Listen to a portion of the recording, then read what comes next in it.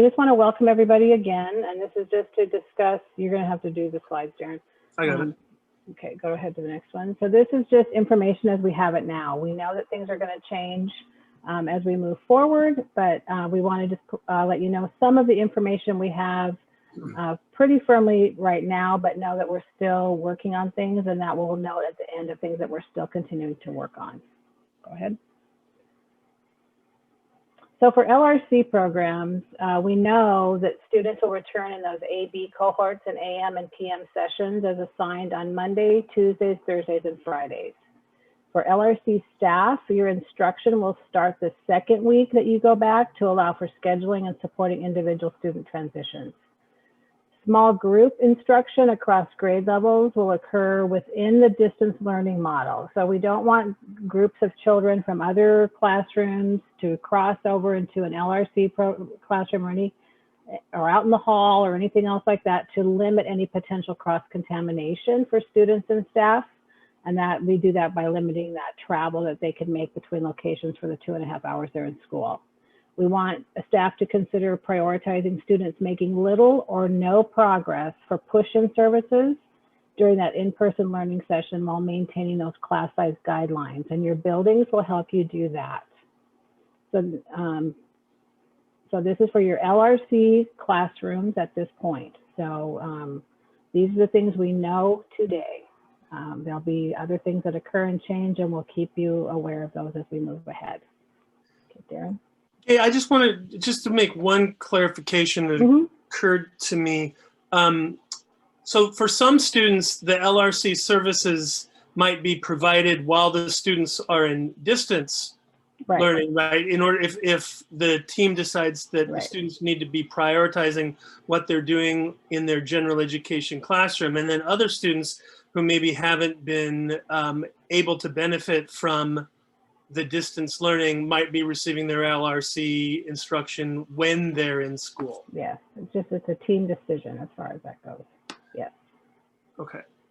And this, we're going to follow the grade bands. LRC, you'll follow the grade bands of the students that return.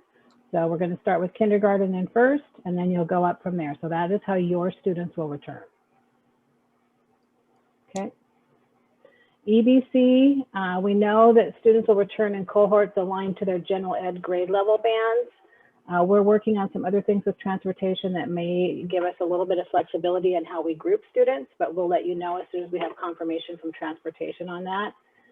Any other considerations of students returning outside of the grade bands that are coming as scheduled for Gen Ed, you need to confirm those with Darren and I. So don't invite students back unless you've cleared it with us that are outside of those grade bands as assigned by general education. Something we want you to really be thoughtful about is that access to LRE and general education. So as you think about your students and those that are returning, think about where they've accessed those general education settings and make sure they still have access to that as well. And then a focus on SCI and the IEP during in-person service sessions as much as possible. Those also can be delivered outside the in-person services during the distance learning time. Integrated kindergarten, students again will return in the AB cohorts and AM and PM sessions as assigned on the Monday, Tuesday, Thursday, Friday schedule. You're going to align your instruction to the grade level instructional model as much as possible. Your small group instruction, since your students are all contained there in that classroom, may occur during in-person instruction as long as you follow social distance guidelines or during distance learning provided by your classroom staff.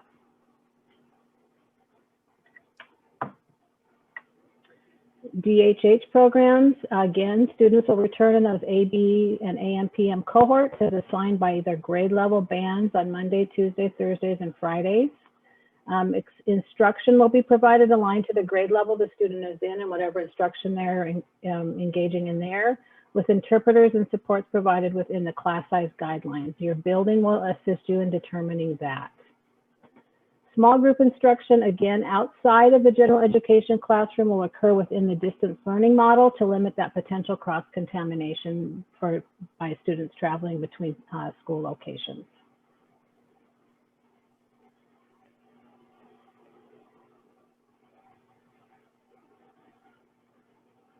Okay, Darren.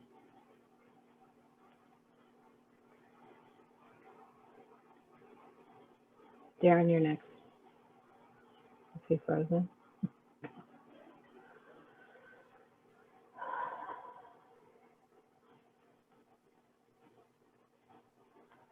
So Darren appears to be frozen. So let me.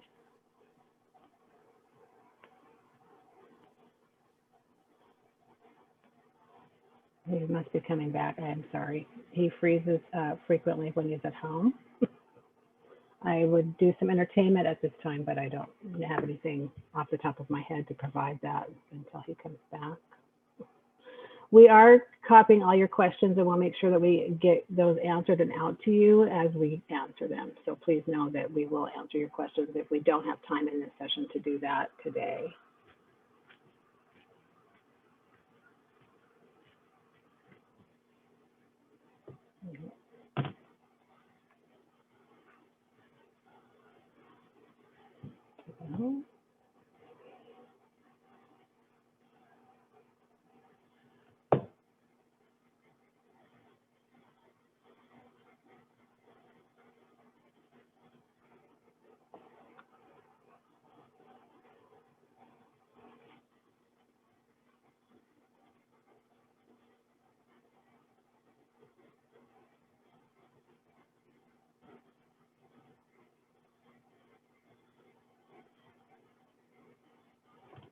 Well, I maybe will need to share my screen, except I won't have closed captioning as the only issue. Yeah, maybe I do.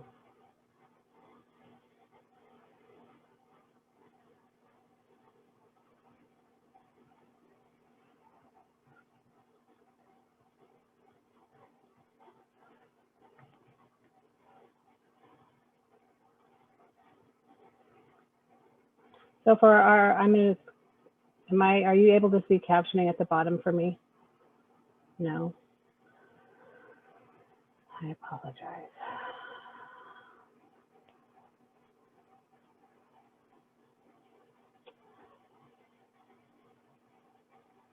I may need to just move ahead so we can get through this, and I'll provide the PowerPoint after we're done so that we make sure we allow for time to get through the slides. For IAC, what we know is that students will return in those AM, PM cohorts as assigned by school staff. So we'll work with school staff on determining schedules for them, and transportation will allow for us to do that. Excuse me. When scheduling your AM and PM sessions, make sure you consider that access to LRE and Gen Ed as much as you can. Thinking about where students have attended maybe math class or language arts, something like that, so that we make sure that they're still be able to access that like they were in distance learning. Focus on SDI and the IEP during in-person sessions as much as possible. Natalie, can you type in the chat if you have a specific question? And I can look at it in a minute. Small group instruction will occur in in-person instruction following social distancing guidelines or during distance learning provided by classroom staff. Okay, sorry. Is that better? So that was IAC, I apologize. ILC will continue to attend AM and PM sessions already in place, but if changes are required or there's concerns, just reach out to Darren and I and we'll work with teams on that. For our ESA groups, our SLPs, OTs, and PTs will remain to be providing services remotely. There may be a need that requires a student attend in-person sessions with a therapist. We will ask that the therapist then arrange those sessions with the building leader and make sure they know the safety plan and that they're doing this all in advance of attending anything in a building, but they will not be on a typical schedule like we were when we were in brick and mortar, able to go from building to building as in the past. Remote services can be provided as needed during sessions if the students are in person, as long as all stakeholders are part of that conversation. So we might have students who really rely on and need some adult support as they access therapy. So just to make certain that that's a team discussion and that people know what's happening and when. As each new group enters the hybrid model, therapists will have 1 week prior to initiating services to make sure they can arrange their schedules. So once a new group folds in, they'll have a week to readjust as needed. Darren's here, but I have to.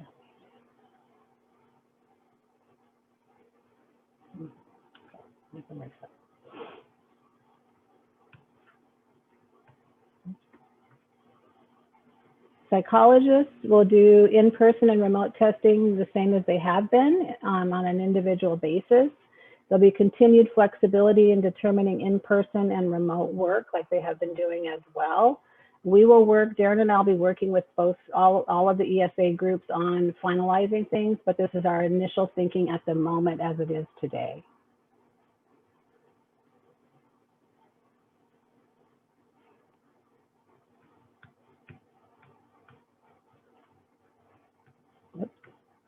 So SDI may include, the IEP minutes do not need to be adjusted if a combination of below is occurring.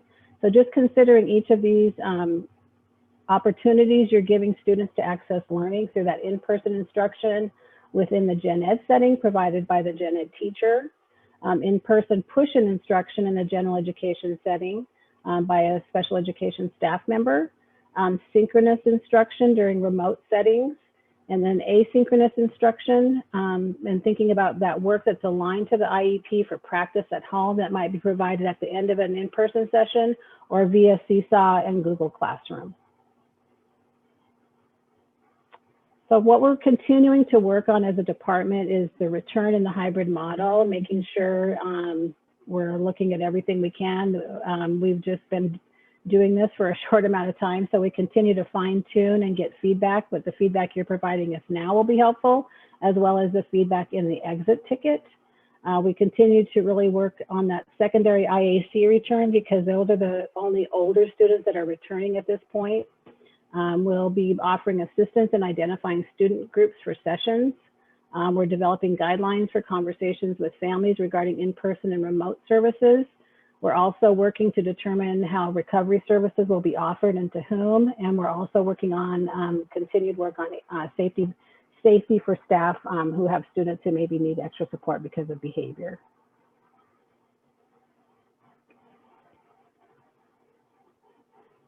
So other district-wide considerations, we know Wednesdays there'll be no on-site instruction.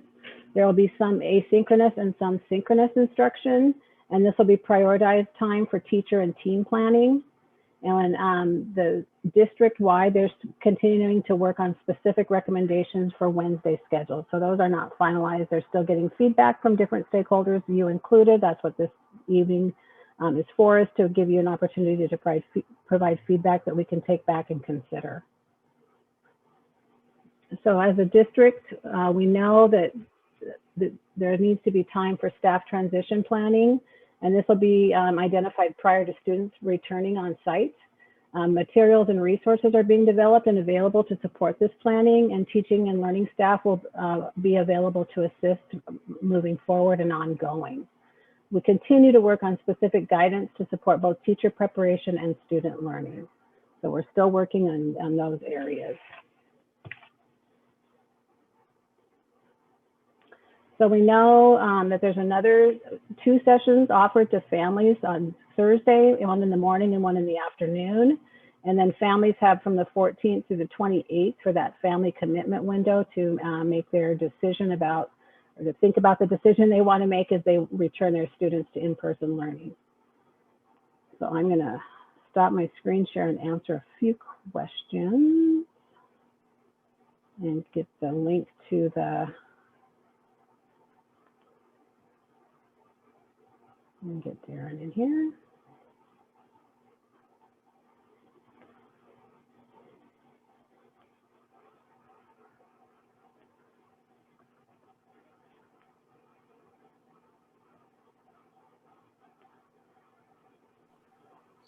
Ah, there we go. Okay. Sorry, when I popped out and came back, I came back as a regular participant and I was been muted the whole time. Sorry. But thank you for doing all that, Gay. I really appreciate You're it. welcome. I can go through. I've been monitoring some of the questions. All right, I'm going to get the link into the chat. I know that there's a number of questions in here about IAC. And as Gay mentioned, you know, we want to be making sure that as we're considering that students are going to be spending half their day in remote learning and half their day in-person learning, that we're using that remote learning time strategically. So if students are taking classes in general education, as many of our students in secondary are, then we would want to schedule them for the time that they're coming in person opposite when they have their gen ed classes. There's a question about advisory, whether students will still be doing that. That's something we haven't determined yet around there. There's still some questions around LRC about doing in-person as well as remote activities. Again, we want to be maximizing the in-person instruction and what really makes sense for students. So if the students, if it makes sense for them to be maximizing the amount of time that they're in their gen ed classes during the in-person instruction for elementary, it may make sense to be providing the LRC services then during the remote time. There might be some other students who aren't able to participate successfully in remote instruction, and for them it may make sense to be doing some push-in services during the in-person time. So LRC teachers will be probably doing a combination of working both remotely and in person. It's going to depend on the students, and we'll be giving you guidelines on how to be running those meetings and those conversations with parents to kind of determine that.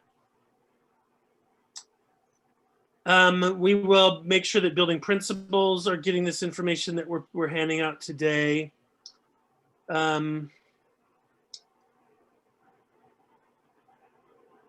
So the A-B schedules that students have in Synergy, not all programs are going to be relying on those. So self-contained programs, because self-contained programs usually have students that are coming from outside the service area, they're not as dependent on having the A-B schedule for transportation.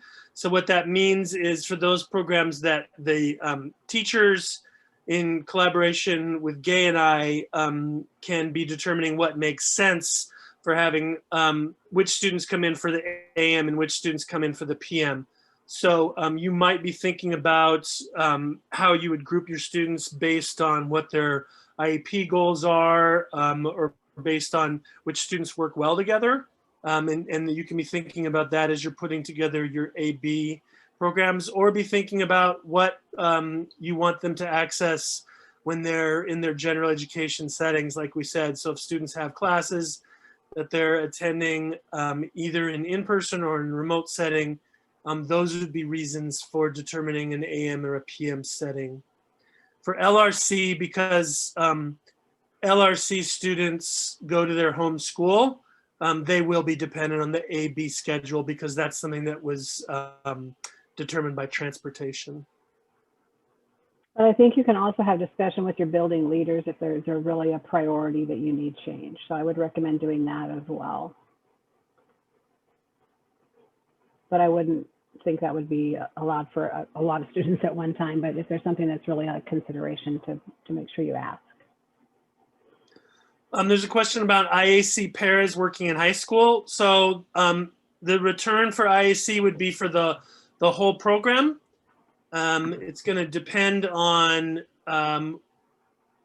it will depend on how staffing occurs based on how many students choose to stay in distance learning versus how many choose to come back. It'll be the same kind of decision making that happened with ILC. There may need to be some changing up of IEP caseloads in order to place students with teachers that are working remotely or teachers that are working in person. And that'll be something that we're looking at in the coming weeks. So it's 5 o'clock. Sorry, go ahead, Gay. Yeah, it's 5 o'clock. So we really want you to have time to fill out the exit ticket. I put the link in the chat. That feedback will go directly back to our team that's working on the return, and we will incorporate that into our thinking. So it's important for you to consider to fill that out today, and also to reach out to Darren and I with specific questions as you need to.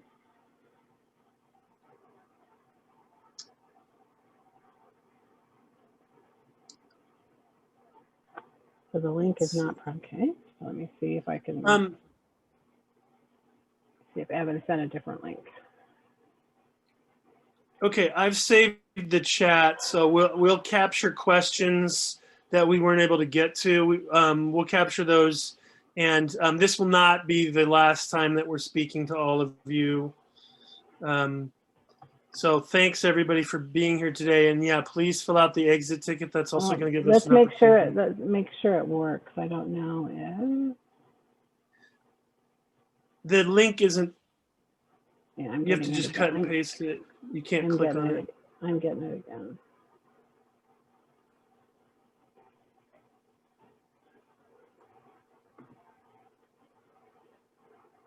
Will that work? No.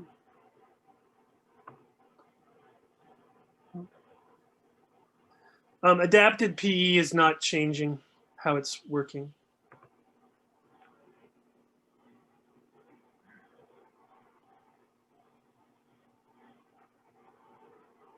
Yeah, that works, Gay. Thank you.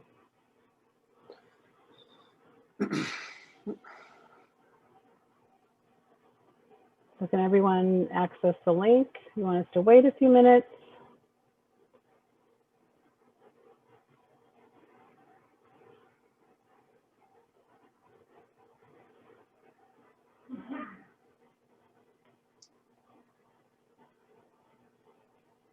There's a question about compensatory services. So these are not compensatory services. We didn't do anything to cause COVID. We're calling these recovery services. And those are, as Gay said in the PowerPoint, those are things that we're working on right now. They're not the top priority though, because we're getting students back before we're figuring out about how we're going to provide recovery services for what students might have missed.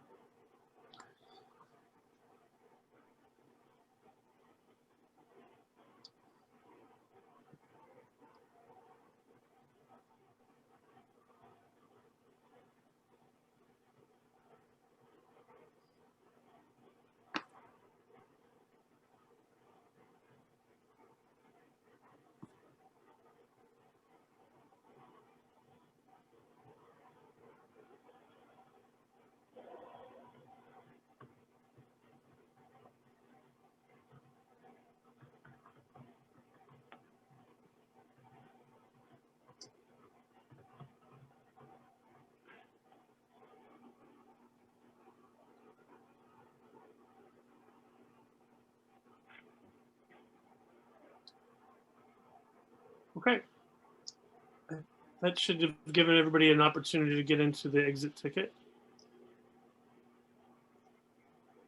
So you'll start to see guidance documents come out from Darren and I again. We'll try to be succinct as opposed to giving you guys too much at one time, but we will be sending those out again as we start this new model. So thank you everybody for coming and for all you're doing and for your patience as we move forward. Thanks everybody. Have a good evening.